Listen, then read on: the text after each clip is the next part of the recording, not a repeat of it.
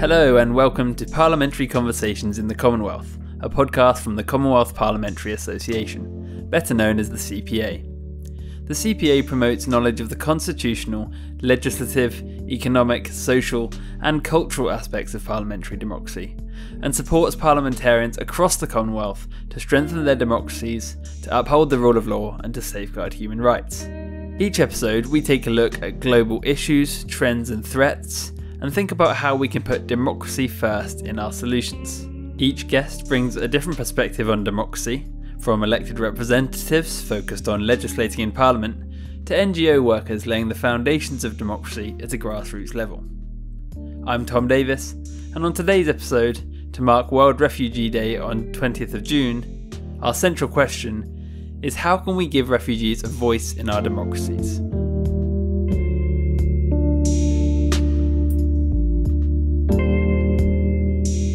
Now, the question of how to give refugees a voice is a vast one and the solutions numerous. So on today's podcast, we've got three guests from three different Commonwealth regions to answer the question from their own standpoint. Our first guest today could not be better placed to discuss how refugees can have a voice through Parliament itself. Honourable Ayor Makur Chuot is a newly elected member of the Parliament of Western Australia, sitting in the upper house. A refugee from South Sudan, Ayor spent close to 10 years of her childhood in Kakuma refugee camp in Kenya, after her father was killed during the Sudanese Civil War. When she arrived in Australia aged 16, the language barrier and cultural differences made it hard for her to have a voice. So when we arrived at the airport, me and my little siblings, my sister, we couldn't speak much English, but my brothers, at least they were a bit more educated in comparison to us. So one of the biggest cultural shock was the language.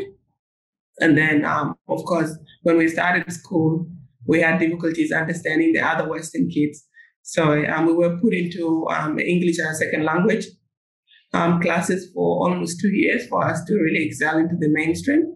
So it was quite difficult due to the term of the language, due to the language, and also the cultural difference as well, because we come from a very different culture where we are very community surrounded and we do our things differently in comparison to the culture we came in the Western country. So it was a bit of a challenge to learn the different culture and also to fit in, especially when the language English was not our first language. Ayor, now 31, took quite an unusual route into Parliament via international modelling work and a return to college to study an accounting degree. But it was the experience that she gained through her accounting work and the opportunities that gave her to support people in the community, including refugees and migrants, that helped her to realise that she could represent those people in Parliament. For the last 3 years, I've been working with people. Being an accountant, you work with people. So you work with the community, done a few tax returns for people from my cultural background with no language. I think that was really rewarding for me to be able to speak Dinka and also speak Kiswahili because I grew up in Kenya, and be able to really, support my community with my being a cultural person and also like my knowledge that I have gained in Australia. So so this is not new for me to get into the community. I have done it from my previous work. So when the opportunity came of me standing up to be a member of Parliament, I had to take the opportunity because I know that I have a heart for the community and I'll work for the community.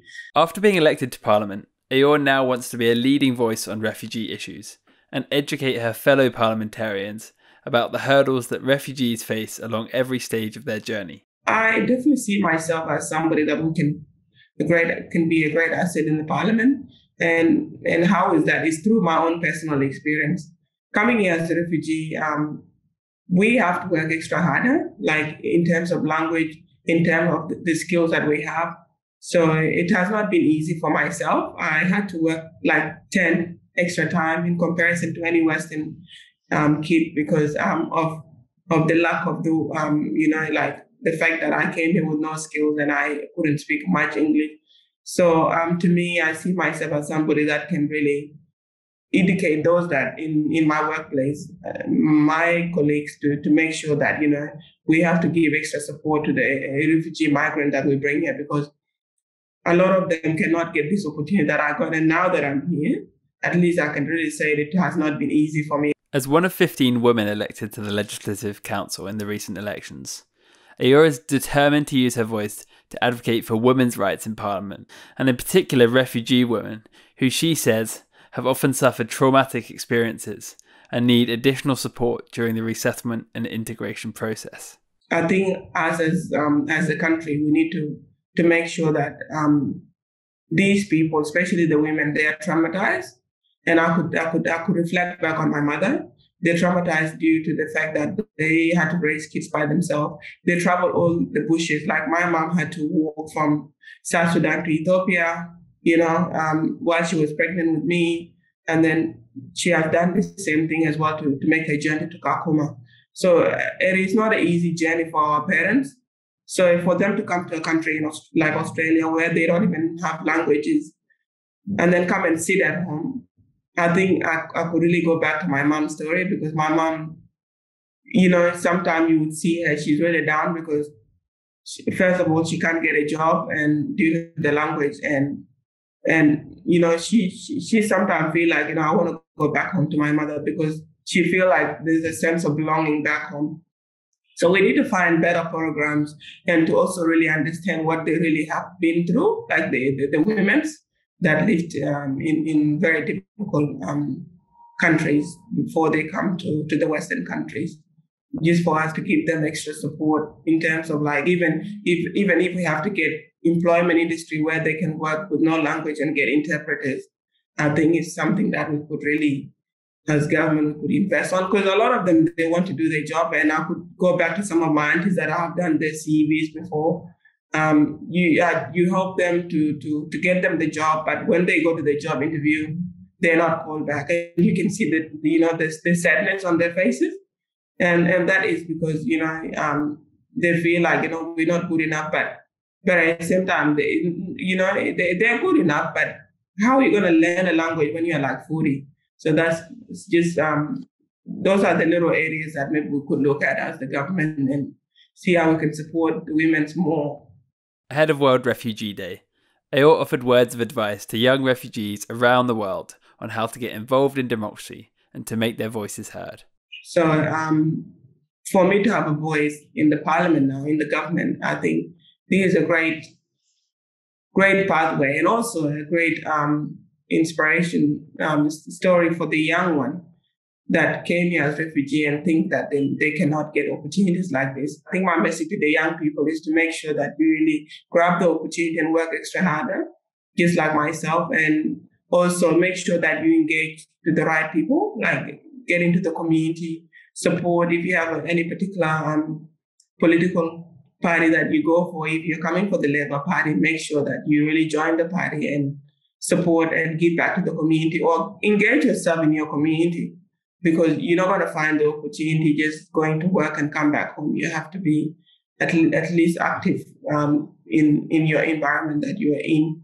And also, to the communities that are giving these refugees opportunity to come to their countries, let's give the refugees opportunity with the full heart. Let's support them once they arrive to the country. Let's try it. We already know there's a lot of programs out there, but not a lot of people know it due to the language, because when you don't know anything, you feel like sometimes I don't want to ask questions. So let's find people to really bring these young people out and support them with the full hand so they can really excel in their new countries.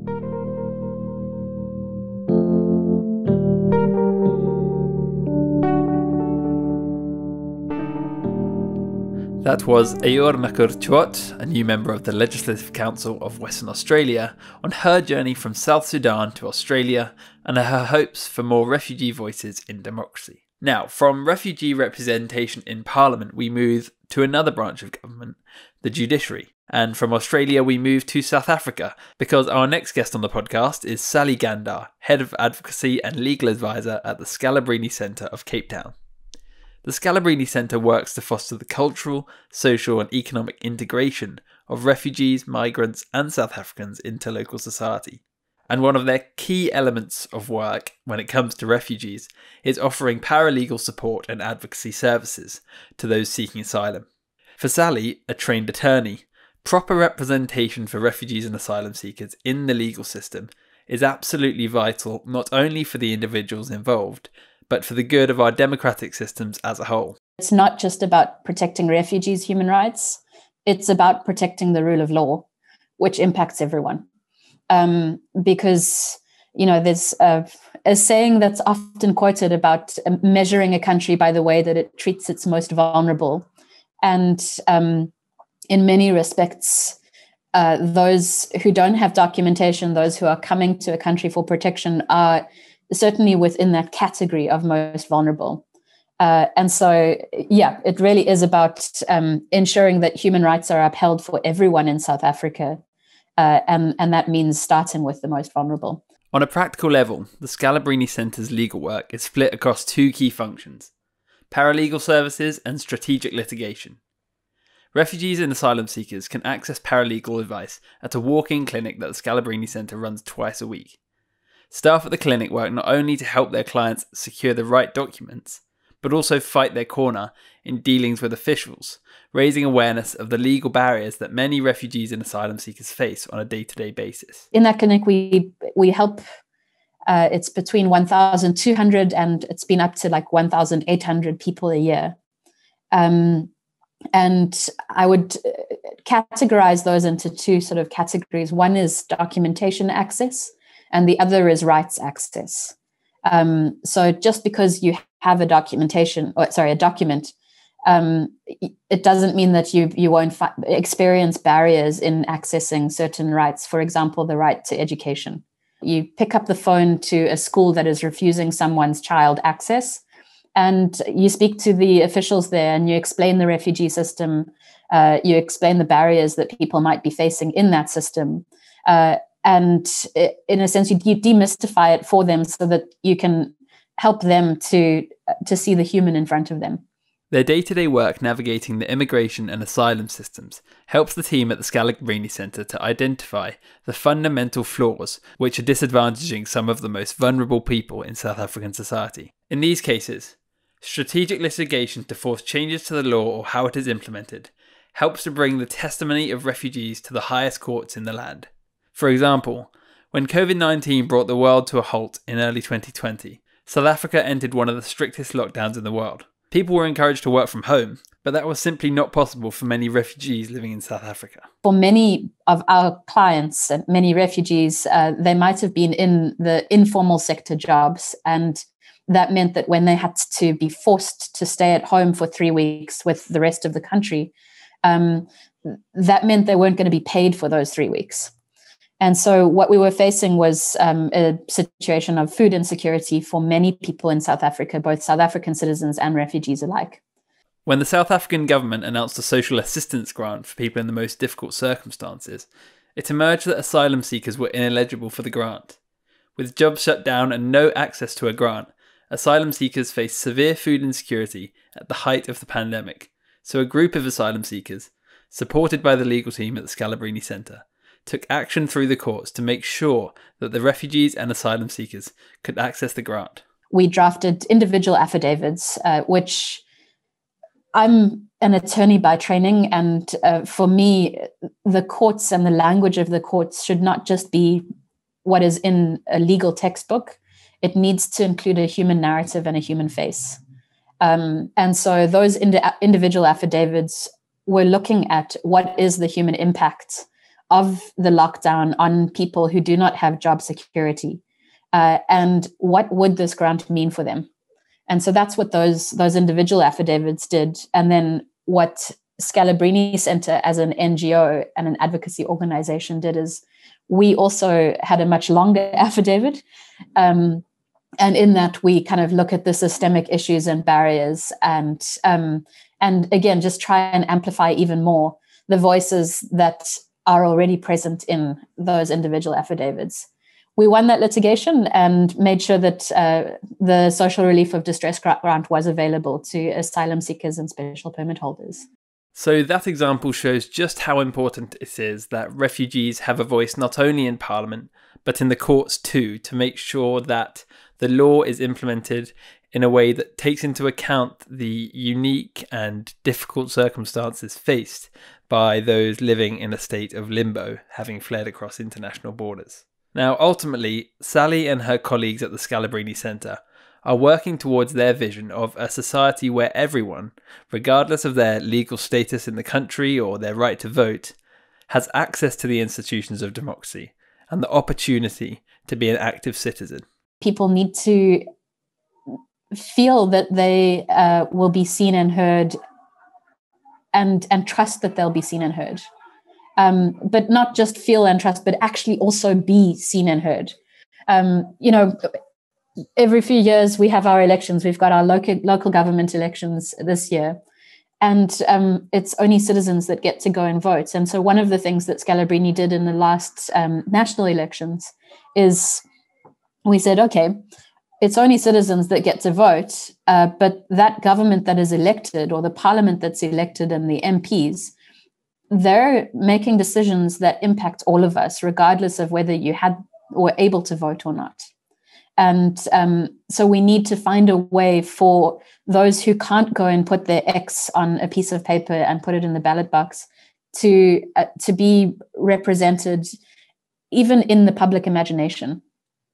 And one of the kind of advocacy creative strategies that we used for those elections, particularly because xenophobic rhetoric comes up so often around elections, is we put together a team of election observers made up of our clients. And it was quite fun, but it was also really meaningful to chat to the observers who participated, because some of them kind of came. I remember one conversation where a person from the DRC said to me, "This is the first time that I've been able to be involved in any type of election in my life."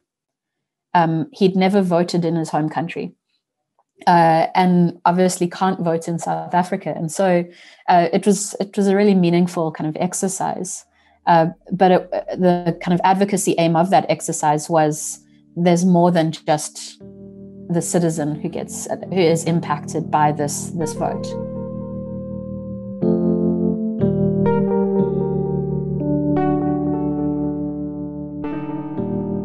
In the final section of today's podcast, we'll be looking at how to give refugees a voice in the time of crisis.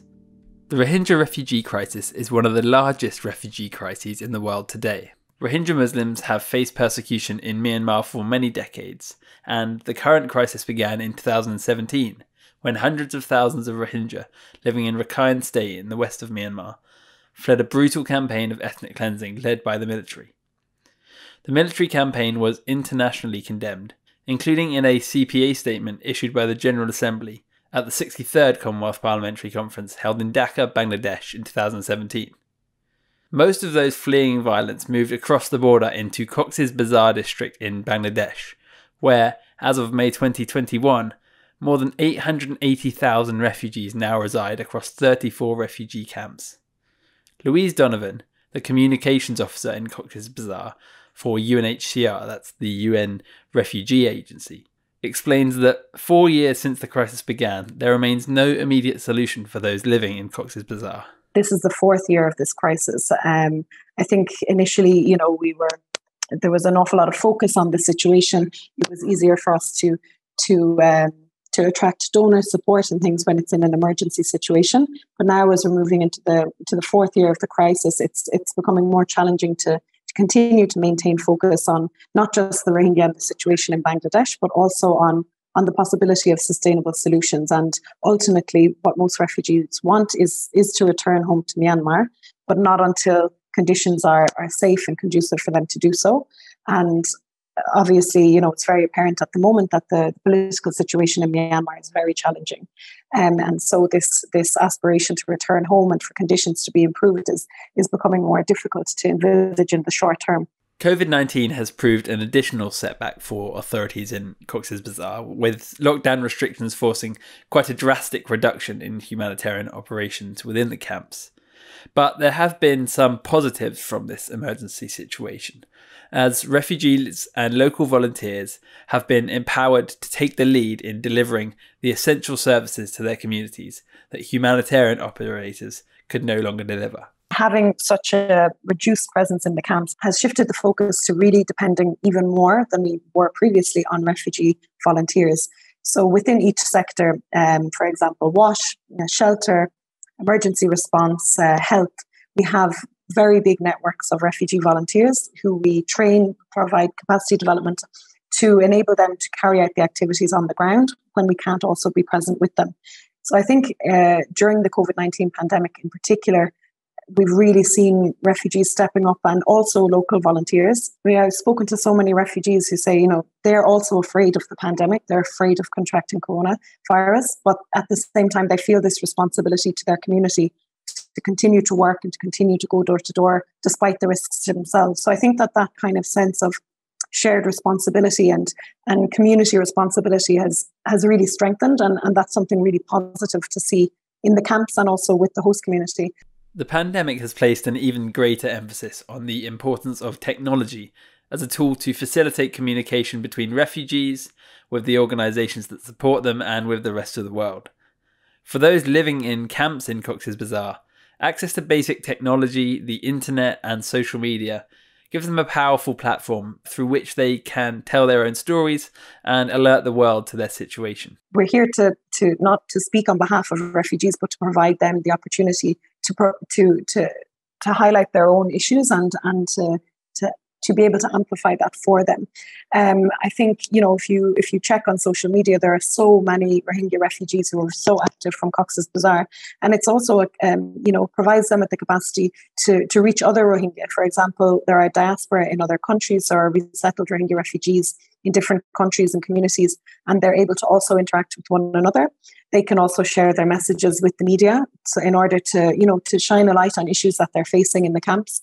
And they do this on a really regular basis. I think it's really positive to see this kind of model shift from journalists or humanitarian organizations telling the story of a refugee to them telling it themselves. One incredible example of the power of technology to help give refugees a voice is Omars Film School, set up by a group of young Rohingya refugees who are learning to tell their stories through film and photography. They reached out to me directly through social media and asked for support in disseminating messaging in the Rohingya language to refugees that they were developing.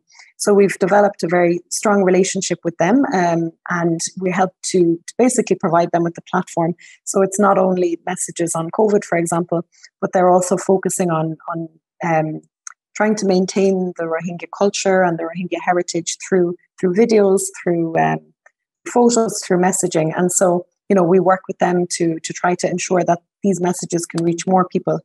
It has been challenging, particularly in the last 18 months, because there was basically an internet blackout in the camps for almost a year. Fortunately, that's been partially lifted and there is access to internet in some of the camps and in some areas now, but it still is challenging to ensure that these messages and things are accessed by more refugees. But it's very positive to see that, especially young refugees, they're very engaged on social media, they're very engaged with the internet and making their own voices heard. As well as these more informal ways that refugees can assert their voice, the UNHCR in Cox's Bazar is also working to build formal democratic structures within the camps to give the refugee population some control over decision-making and resource allocation. So we have what we call camp committees in all of the different camps. And within each camp committee, you have block committees. So basically they're divided into block level and a certain number of households. And we're rolling out this process whereby each block has a representative, a male and a female, and trying to always ensure that there is equal gender representation, and that within these blocks then they nominate people to represent them on the overall camp committee. So this has been really important in not only providing refugees with a mechanism for representatives to speak to their needs, but also providing them actually with budget to implement these projects themselves. So we call these community-led projects, and it's something that we're expanding, and it's been really successful so far. The success of democratic innovations like the camp committees has encouraged those who may normally struggle to be heard to speak out and to raise specific concerns related to them. It's been a particularly important forum for women and girls. We have women's committees, we have women members on the camp committees, and basically we're doing, we do focus group discussions, we do individual interviews and broader consultations. And so far we've been able to hold consultations with about 50,000 refugees who are participating in these committees. It's really been positive in that we've been able to engage with people that wouldn't necessarily always have felt comfortable coming forward, for example, women and girls as well, and to get their inputs into the project. So, for example, I was in the camps recently and I met with some of the women in one of these community groups who said that, for them, one of the main issues was having access to a toilet that was private and that wasn't, near a pathway where men might be able to see them, and these kind of, issues that they were facing due to the congestion in the camps. So this project was a main priority for them. They were able to verbalize this and make sure that it was transferred to us, and we were able to provide funding for them and their committee to carry out the project. So it may seem like something small scale, but it means that really the needs of everybody in the community are able to be heard in a really tangible way, and for them to be involved from the conceptualization of projects to the end result, to the implementation. For Louise, the work that UNHCR does to allow refugees an active role in decision making during a time of crisis is about more than any notional commitment to democracy. For people whose livelihoods have been thrown into jeopardy and who face great uncertainty, that chance to regain an element of control, even over the smallest decisions, can bring significant emotional and psychological benefits. So it's about agency and it's about autonomy and having a role in your own life. I think it's so challenging for refugees who are here in Bangladesh to be fully dependent on aid. Refugees don't have the right to work in Bangladesh. So these volunteer opportunities that we're able to provide, they have a small stipend, but what's mostly important is giving people some purpose, some autonomy, and some ownership over what's happening around them and over their own lives. I've spoken with so many women who are really empowered in these volunteer groups, and they, in spreading messages in their communities, in having a voice in deciding what projects are implemented. It's so important. I don't think, when refugees flee their homes, nobody expects to stay away and not to be able to return for years. And that can, it can really have a major impact on people, and a sense of hopelessness or, this idleness when there isn't work opportunities available. It really has a very profound effect on people. So having these volunteer opportunities and having your voice heard is really important.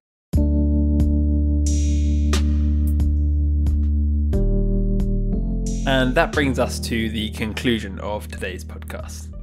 So we started with a question: how can we give refugees a voice in our democracies?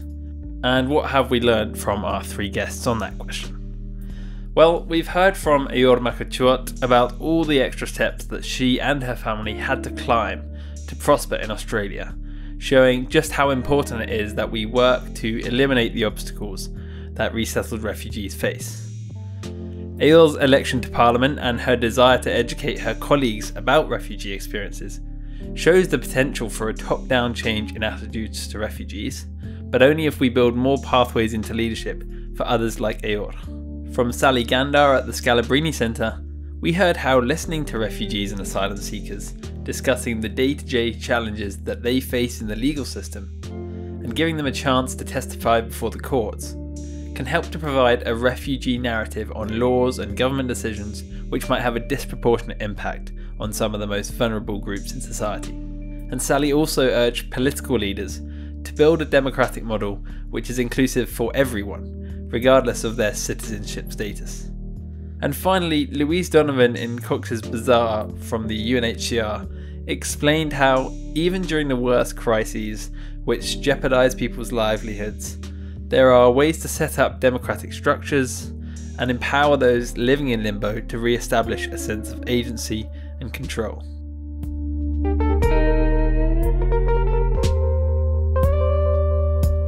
That's it for today's episode of Parliamentary Conversations in the Commonwealth.